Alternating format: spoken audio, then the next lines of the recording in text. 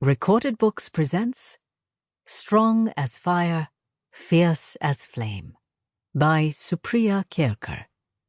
Narrated by Sneha Mathan. British East India Company, occupied India, September 1857. Chapter 1. My father taught the village boys right outside our little earthen home, but I wasn't a boy, so I didn't get to learn. That didn't stop me from trying, though.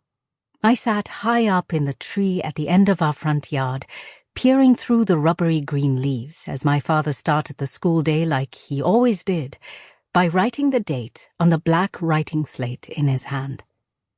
The boys, sitting cross-legged on the ground, copied the date on their slates. Although I couldn't read what was written, I knew what the day was before Babuji said it, because in 3 days, it was my 13th birthday, and my mother had been talking about it for weeks. "Meera!"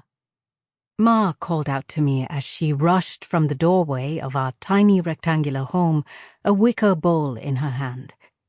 The handful of distracted village boys turned her way, and Babuji gave her a sharp look for disturbing his class. Ma quickly grabbed the pleats of her dusty indigo sari as she hurried apologetically past my father toward me. "Meera!"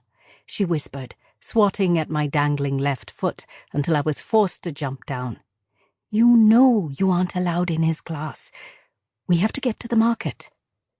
The vermilion bindi crumpled in the sudden wrinkles between her eyebrows.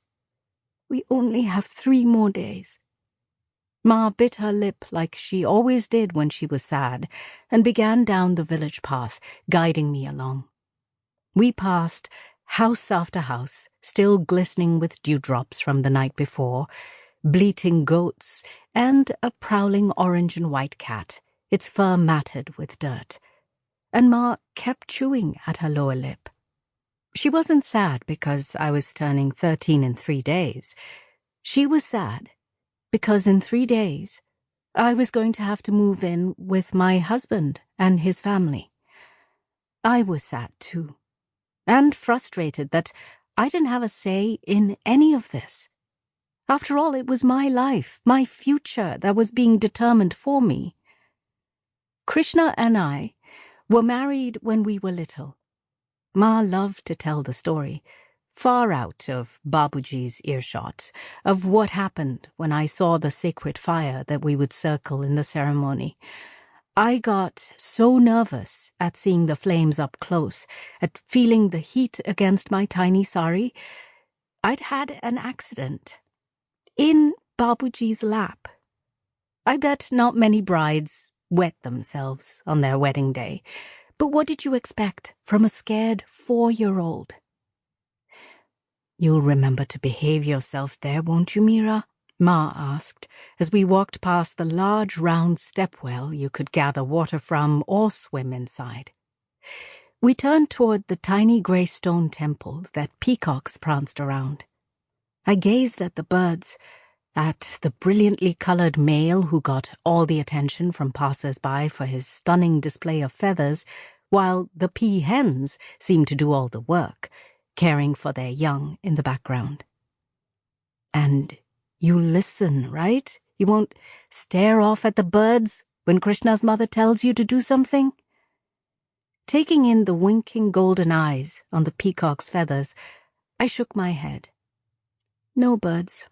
I'll do whatever she says," I replied, like the obedient daughter I was supposed to be, despite how unfair I thought it all was. Ma held me tighter as we passed a couple women sitting on the ground outside the temple, dressed in white cotton saris, with shaved heads and hands out. They sang songs to beg for money. They were widows, who often came from tiny homes with large households that had too many mouths to feed. Sometimes, when they became a burden, some widows would be forced out of their homes. With nowhere to go, they often begged at our temple, wearing white because they weren't allowed. Sample complete. Ready to continue?